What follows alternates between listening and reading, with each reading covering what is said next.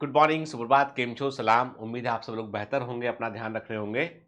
आप क्या सोच रहे हैं सर, कब तक आपका घर जम जाएगा? यार, तुम्हें लगता है कि मेरी कुछ घर में चलती है, ठीक है? जिसकी चलती है वो चला रहा है अपनी घर में, ठीक है? अपने को तो क्या बोल दिया जाएगा कि भई तुम अपना सामान उठाओ यहाँ से, इस घर से अब उस घर चले जाओ, ठीक है? अभी तो बोल दिया जाता है कि तुम है ना, तुम डिस्टर्ब करोगे, यहाँ पे बहुत पैकिंग-वैकिंग का काम चल रहा है, तो सुबह-सुबह तुम अप जल्दी ऑफ़िस निकल जाओ और थोड़ा लेट आया करना, ठीक है? ताकि मैं काम करवा लूँ, नहीं तो तुम्हारे कारण काम रोकना पड़ता है। मेरे को क्या है, रहते हुए खट-पट तमाम तरह का जो है ना, बहुत सारे लोगों का मूवमेंट वो मुझे डिस्टर्ब करता है, ठीक है? तो इसीलिए घरवाले जो हैं वो बहुत ही डर कर रहते हैं, मुझे सुबह-सुबह बोल देते हैं कि तुम घर से बाहर निकल जाओ अभी, ठीक है? शाम को जो है वो थोड़ा लेट आना। ख़ैर, जो कपाट 2-4 दिन में बोल तो सोच तो यही रहे। अभी किसी ने कल लिखा कि सर आसमान से गिरे खजूर में अटके। यार ऐसा मत बोला करो यार, तुम भावनाओं को समझते हो ना, तो उसको अपने तक रखा करो, ठीक है? ऐसे पब्लिकली मत डिस्प्ले किया करो। उसमें क्या है कि मतलब कोई पढ़ लेगा फिर क्या होगा? हाँ, ठीक है? तो खैर, तो अभी क्या है, अभी हमारे पास में क्या है, अभी हमारे पास में ऑफिस है अपना, और अभी घर में जो भी है तब वो अब क्या है, यहाँ का सब चला गया, वहाँ कुछ बचा नहीं है, वहाँ जम नहीं रहा है, और वो क्या है, एक्चुअली क्या है, एयर कंडीशनर की फिशिंग में जो है मुंबई में काफ़ी पानी गिर रहा है इस समय, ठीक है?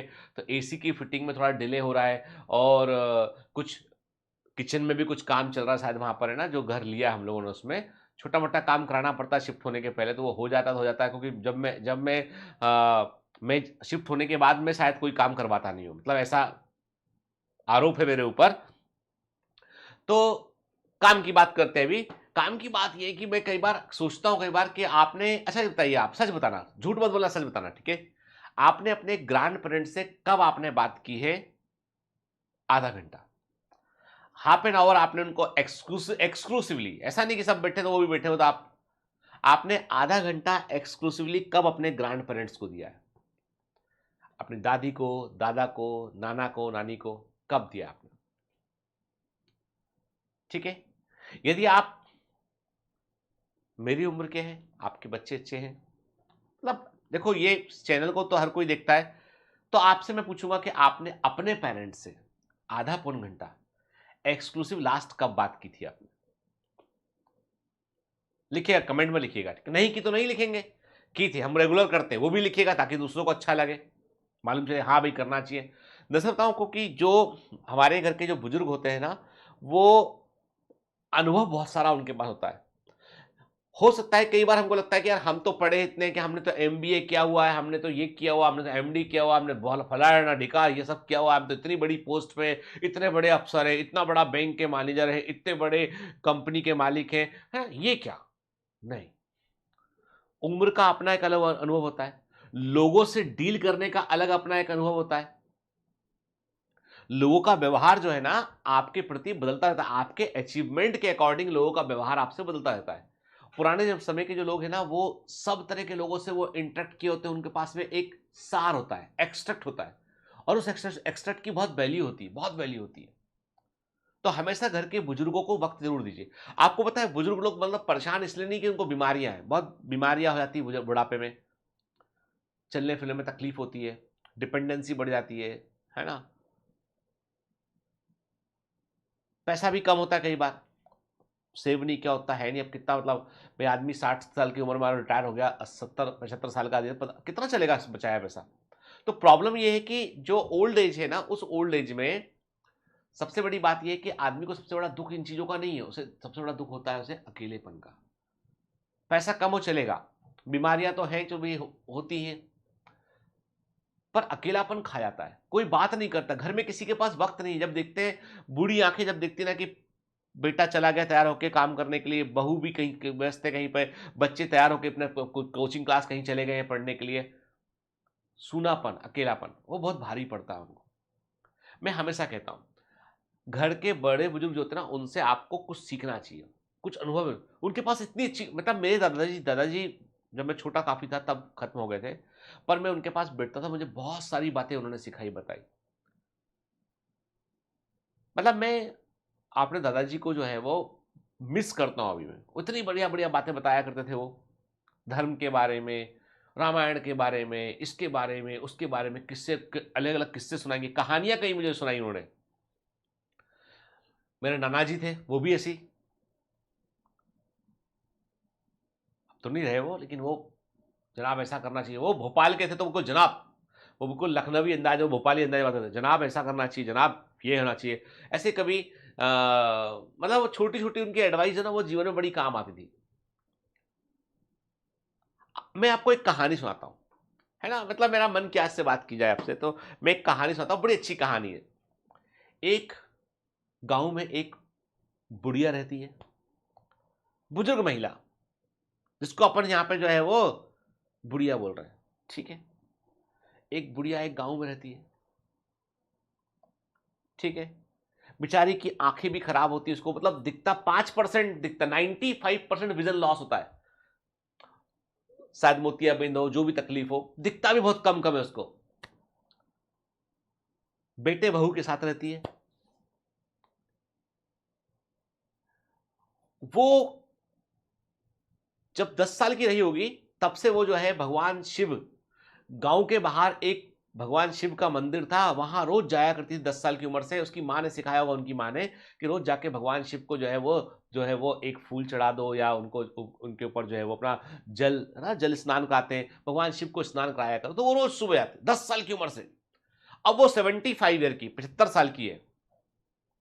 नियम नहीं तोड़ा उसने, चाहे सर्दी गर्मी बरसात हो, चाहे बुखार हो, कोई तकलीफ हो, कोई, उसने भगवान शिव को जल चढ़ाने का नियम कभी नहीं छोड़ा उसने।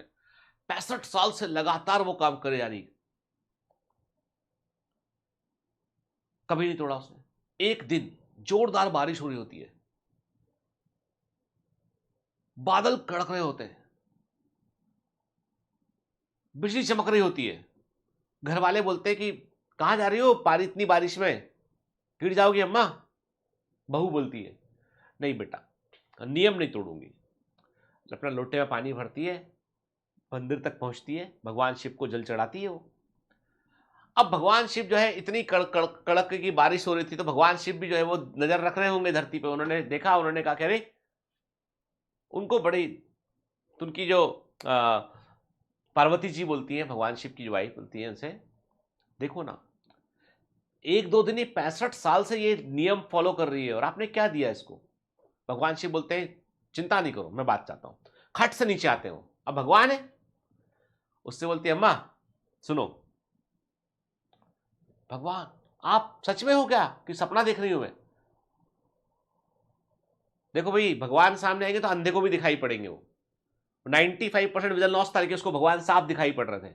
यही तो ईश्वर की महिमा है।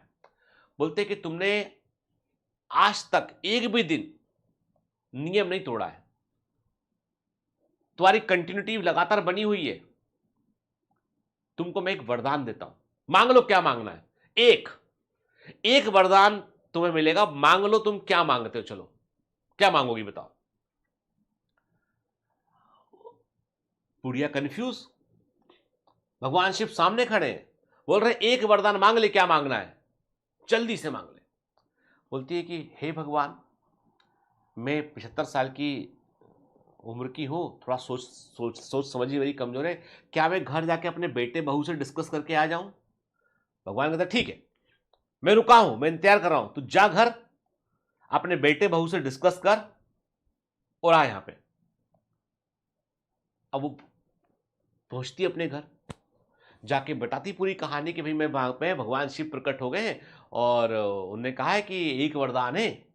तो मैं सोच रही हूँ कि बेटा मैं क्या करूं, मैं सोच रही हूँ, मेरे को दिखता नहीं है, बहुत तकलीफ में आती हूँ, गली में कई बार मेरे को पेड़ में कांटे चुभ जाते हैं, कई बार पत्थर लग जाता है, कई बार गिरते गिरते बचती हूँ मैं, बहुत थोड़ा थोड़ा दिखता है मेरे को, क्या मैं अपनी आंखें ठीक करवा लूं भगवान शिव से। तो बेटा बोलता है, अब बेटे लोग स्वार्थी होते कई बेटे, बेटा बोलता है, अब अम्मा इस उम्र में क्या करोगी आंखों का, 75 साल की तो उम्र हो गई है, और कितना और जियोगी। एक काम करो, सोना मांग लो, खूब सारा सोना मांग लो। सोने से क्या होगा, अपन अमीर हो जाएंगे, बेच देंगे अमीर हो जाएंगे, कभी काम नहीं करना पड़ेगा, गरीबी अपनी दूर हो जाएगी, अच्छे से जो है वो घर में सुख से रहेंगे। बीच में उसकी वाइफ बोलती है, लड़के की वाइफ बोलती है, तुम ना जैसे तो वैसे ही रहोगे, तुम कभी सुधरोगे नहीं तुम। बोलता क्या हुआ, अपने बच्चा नहीं है, पिछले 5 साल से डॉक्टरों के चक्कर काट रहे हैं, घर में संतान नहीं है, संतान सुख से बड़ा क्या होता है बताओ? ये अम्मा भी जो है नाती पोते को देख लेंगी, एक बच्चा नहीं घर में। मैं भी चाहती हूँ घर में बच्चे की किलकारी हो, बच्चे हो घर में, तो अम्मा बच्चा मांगो उनसे, बोलो कि संतान सुख दे दे वो। अब अम्मा पलट के धीमे से अपने वापस लौट जाती मंदिर की ओर। भगवान शिव खड़े होते हैं, आ गई, बताओ बताओ क्या चाहिए वरदान में। अब अम्मा क्या है, बहुत समझदार, बुजुर्ग लोगों का अनुभव देखो आप, बोलती है हे भगवान शिव, तुम मेरी तपस्या से प्रसन्न होकर आ गए, मैं गदगद हुई इससे, मुझे सिर्फ एक वरदान चाहिए, मुझे अपने पोते को मुझे अपने पोते को सोने के झूले में झूलता हुआ देखना है। जब तक मैं जीवित रहूं तब तक मैं पोते का सुख उठा सकूं और अपने पोते को मैं सोने के झूले में झूलता हुआ देख सकूं। तो तथास्तु, भगवान शिव चले आते हैं, खट खट खट तीनों विश पूरी आती है, अम्मा को दिखने लगता है, सोने का झूला आ जाता है, तो बेटे को सोना मिल गया और पोता आ जाता है, संतान मिल गई, तीनों इच्छाएं पूरी हो गई। अब वो यदि मूर्ख बेटे की बात सुनते तो केवल सोना लेके जाते, बहू की सुनते तो केवल बच्चा होता, लेकिन अम्मा ने दिमाग लगाया, सोने का झूला, उस पर पोता और मैं देख सकूं, तीनों पूरा हो गया। ये होता है बुजुर्गों का अनुभव। छोटी सी स्टोरी, लेकिन बताने की कोशिश ये है कि दो बातें बड़ी इंपॉर्टेंट इसमें, एक तो कंटिन्यूटी, कंटिन्यूटी लगातार करते रहोगे करते रहोगे करते रहोगे तो एक दिन घट जाएगा, हो जाएगा वो।